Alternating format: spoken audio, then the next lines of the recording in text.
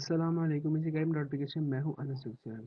आज जो है हम लोग 3 टॉपिक्स कवर करेंगे। ये ज़्यादा बड़े नहीं हैं, छोटे छोटे हैं। सबसे पहले जो टॉपिक है हमारा वो है जी है वैलिडेशन के हवाले से।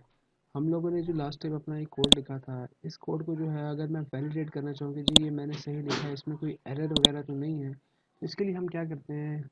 वेरी सिंपल, हम लोगों के पास सबसे पहले ये कोड मेरा लास्ट टाइम जो हम लोगों ने फ्रेगमेंट बनाया ये वही कोड है। मैं यहाँ सबसे पहले यहाँ वेबसाइट पे जाऊँगा। ये मेरे पास जो है अगर आप देखें validator.w3.org, इस वेबसाइट पे आपने जाना है। उसके बाद आपने हमारे पास 3 ऑप्शन है। एक तो ये एड्रेस है कि जी मैं यहाँ पे जाके अपनी इस वेबसाइट को इस तरह करूँ और यहाँ पे एड्रेस दे दूँ। पर एक चीज़ याद रखिएगा, ये जैसे ये इसको जो है चेक नहीं करेगा। इसकी वजह ये है क्योंकि ये सिर्फ ऑनलाइन जो वेबसाइट आपकी डिप्लॉय हो चुकी होती है उसी को चेक करता है। तो अब जो हमारे पास ऑप्शन बचती है वही 2 बचती हैं। एक ये कि मैं फ़ाइल अपलोड करूँ डायरेक्ट, और दूसरी ये कि मैं जो है डायरेक्ट इनपुट दे दूँ। मैं जो है यहाँ पे फ़ाइल अपलोड करने लगा हूँ। ब्राउज़र में जाते हैं और ये हमारी इंडेक्स की फ़ाइल है जिसमें हमने फ्रेगमेंट बनाया हुआ है। अब यहाँ से चेक इसको मैं चेक करता हूँ। यार देखा मेरे पास इस वक्त ये जी काफ़ी सारे जो हैं एरर दे रहा है।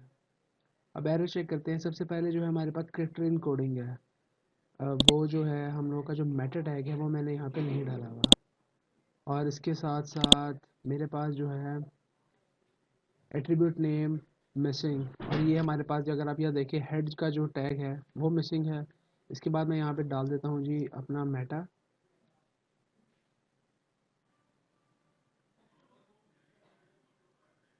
इसको अंदर हमने दे दिया जी UTF-8। ये तो हमारा मेटा का हो गया। इसके बाद एट्रीब्यूट टाइटल। टाइटल ठीक है, वो सारे एरर जो है सिर्फ इसकी वजह से आ रहे हैं। ये हेड के जो मैंने यहाँ पे इसकी जो क्लोजिंग ब्रैकेट है वो मैंने नहीं डाली थी, इस वजह से तकरीबन सारे एरर उसी के ही हैं। एरर एलिमेंट हेड है, स्ट्रेट टैग टाइटल, ये सारे हेड का टैग जो है वो एंड होना चाहिए। इसी तरह start tag body seen but an element of the same type was already open. सही है। अब इसके बाद वो कह रहा है जी image element must have an alternate text.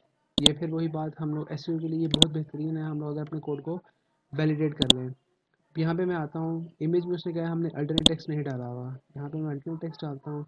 इसको जी मैं नाम दे देता हूँ मशीन्स। ये हो गया। और जी इसके अलावा मेरे पास बॉडी बॉडी क्लोज हो चुका है। अब इसको जो है हम लोग दोबारा जो है रन करते हैं।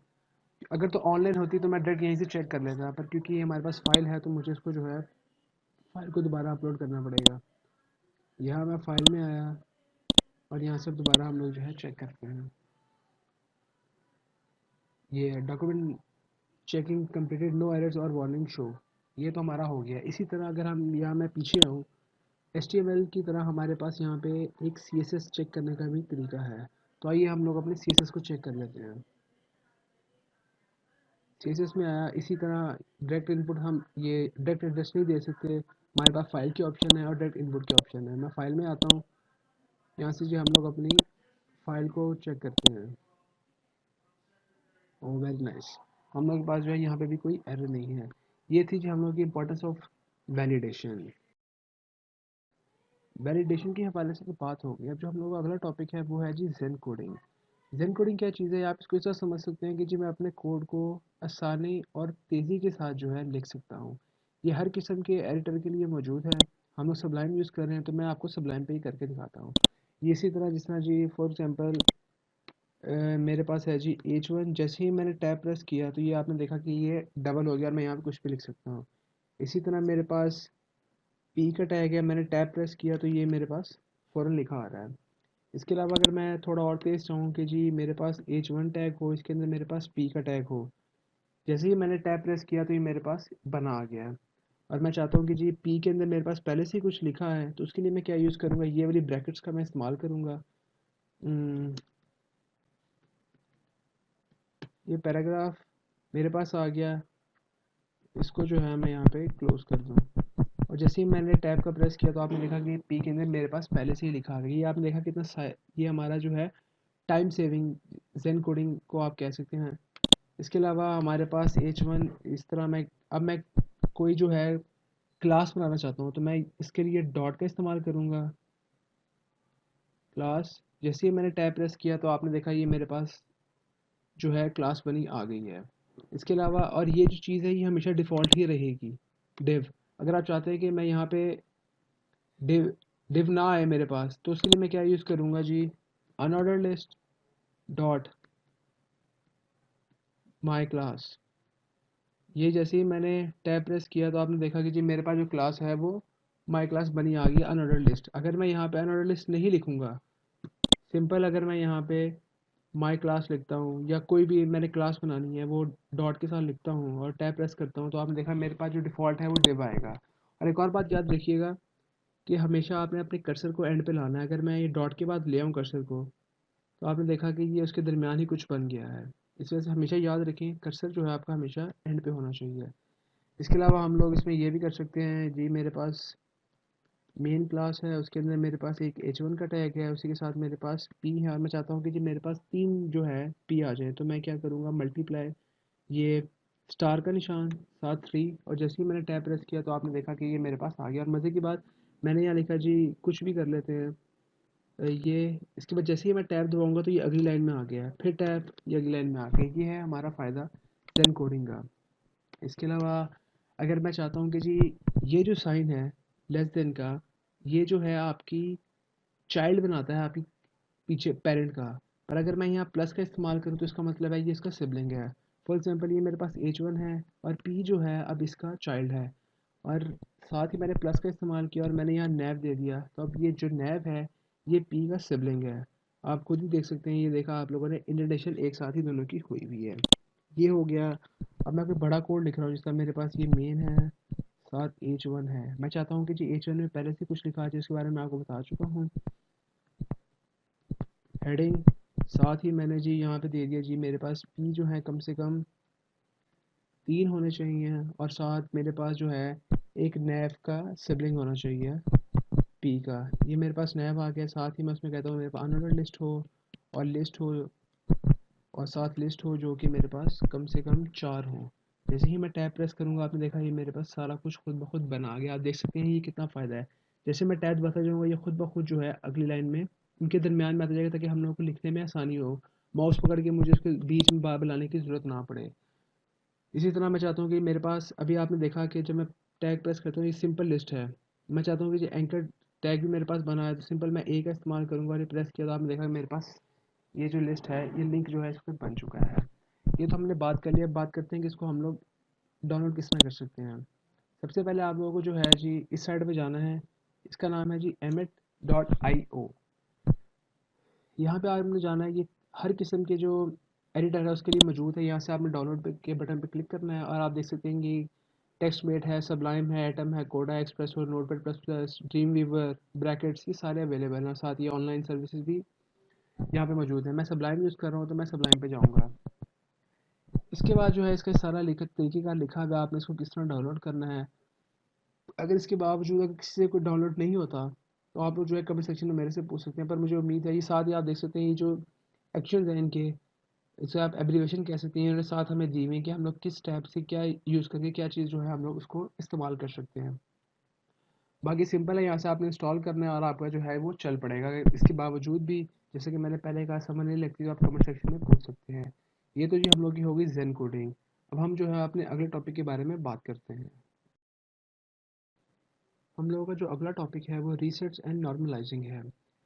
ये चीज़ होती क्या है, आप इसको इस तरह समझ सकते हैं जिस तरह हम लोग जब पहले मार्जिन दे रहे थे अपनी वेबसाइट में या पैडिंग वगैरह दे रहे थे, तो उसमें कुछ चीज़ें पहले से डिफ़ॉल्ट भी होती थी, डिफ़ॉल्ट स्पेसिंग पहले से अवेलेबल होती थी।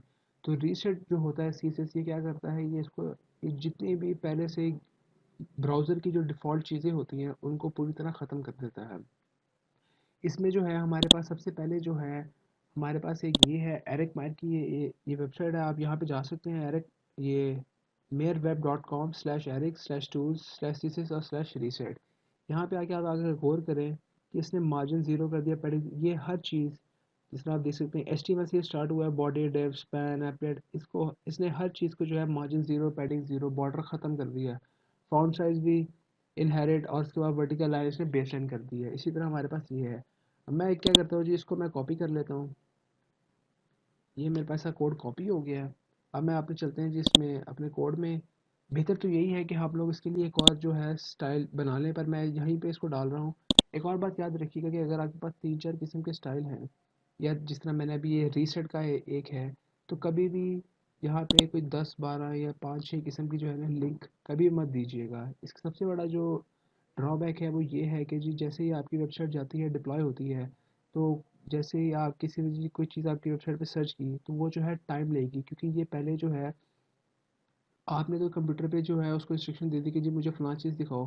पर ये जो ब्राउज़र है ये क्या करता है, पहले ये एचटीटीपी जिसको हम बोलते हैं, ये क्या करता है, ये पहले जाता है पीछे सर्वर पे, वहाँ से फ़ाइल उठाता है और लाता है। जितनी ज़्यादा आपकी ये सीएसएस के लिंक होंगे, उतनी ज़्यादा आपकी वेबसाइट जो है लोड होने में टाइम लगाएगी। तो बेहतर यही है कि सब चीज़ों को जो है सम अप करके एक ही स्टाइल में जो है आप लोग सीएसएस की एक ही स्टाइल बनाएँ, शीट जो है उसको बनाएँ और उसमें जो है सारा कुछ आप डाल दें। ये तो मैंने भाई यहाँ सेव कर दी मैंने फाइल। अब यहाँ पे हम कुछ कंटेंट लिख लेते हैं जो हमने जो अब अभी से 5 मिनट पहले हमने जिन कोडिंग से सीखा है। आइए स्टार्ट करते हैं। मैं जी एक मेन बनाता हूँ मैं, उसके साथ जी मैंने एक हेडर बनाया, उसके अंदर एक h1 बनाते हैं, उसके अंदर मैं लिख देता हूँ जी माय वेबसाइट, और साथ ही मैं इसके एक नैव बना लेता हूँ और उसको अनऑर्डर लिस्ट। लिस्ट मेरे पास कम से कम जी 3 होने चाहिए, और उसके अंदर मेरे पास शंकर टैग, और साथ ही मैं इसको यहाँ पे हेरेफ की वैल्यूज़ पहले ही दे देता हूँ। अब इसको हमेशा कर्सर को अपने एंड पे लाइए और टैब दबाएं। ये हमारे पास जो आपने देखा, ये हमारे पास बना बना सारा कुछ आ गया। मैं यहाँ पे देता हूँ जी होम कर लेते हैं, साथ ही कॉन्टैक्ट कर लेते हैं, और सर्विसेज कर लेते हैं। इसके अलावा यहाँ पे मैं एक और बना लेता हूँ जी, इसको हम फॉर एग्ज़ाम्पल फुटर का नाम दे देते हैं, और साथ ही मैं इसका पी का टैग लगा देता हूँ, और इसके अंदर मैं लिख देता हूँ जी this is my footer, just for example. ये टैब सर्च किया और ये हमारे पास बना आ गया। आइए अब इसको हम जो है ब्राउज़र में देखते हैं। ये आपने ये ठीक है, आपने ये देखा कि हमारे पास जो हम लोगों ने चीज़ें इसमें डाली, ये हमारे पास आ चुकी हैं। अब हमने करना क्या है, C S S style dot C S S मैं यहाँ फाइल सेव करूँगा, और यहाँ जो मैंने ये कॉन्टेंट लिखा है इसको भी मैं यहाँ पे सेव करूँगा। सेव करते हैं और यहाँ ब्राउज़र में चलते हैं। आपने देखा कि हर चीज़ जो है, जैसे कि मैंने आपको बताया था, जो पैडिंग है, मार्जिन है, यहाँ पे बुलेट्स थी, वो भी ख़त्म हो चुकी हैं। ये है जी एक तो हमारे पास एरिक मायर की दी हुई सी एस एस। इसके अलावा हमारे पास जो आजकल बहुत ज़्यादा इन है वो है जी normalize dot C S S. इसमें मैं इसको डाउनलोड करता हूँ, ये आपने डाउनलोड का देखा है। अब मैंने सारी कॉपी की मैंने फ़ाइल, और मैं अपने इसको सी एस एस में पेस्ट कर देता हूँ। एरिक मायर की मैंने हटा दिया। अब आइए ब्राउज़र में देखते हैं इससे क्या फ़र्क पड़ता है। जैसे ही मैंने इसको किया, आपने देखा कि इसने जो है ये इस तरह दे रखी है। हर किसी ने जो है अपने अपने तरीके से जो है ये बनाई हुई है। मैंने यहाँ पे इसका लिंक दिया है मेरे, यस, वो सारा कुछ गिवन है। आपने देखा कि ये जी हमारे पास ये तरीक़ेकार जो है इसने जो है इस्तेमाल किया है। फ़िलहाल आज के लिए इतना ही था। इसी टाइम डॉट पी से आज के लिए इतना ही। आपका कोई भी सवाल हो तो आप कमेंट सेक्शन में मेरे से पूछ सकते हैं। बाकी जो ये जितनी भी वेबसाइट्स हैं, मैंने इन सब का जो लिंक है आपने डिस्क्रिप्शन में दे रखा है।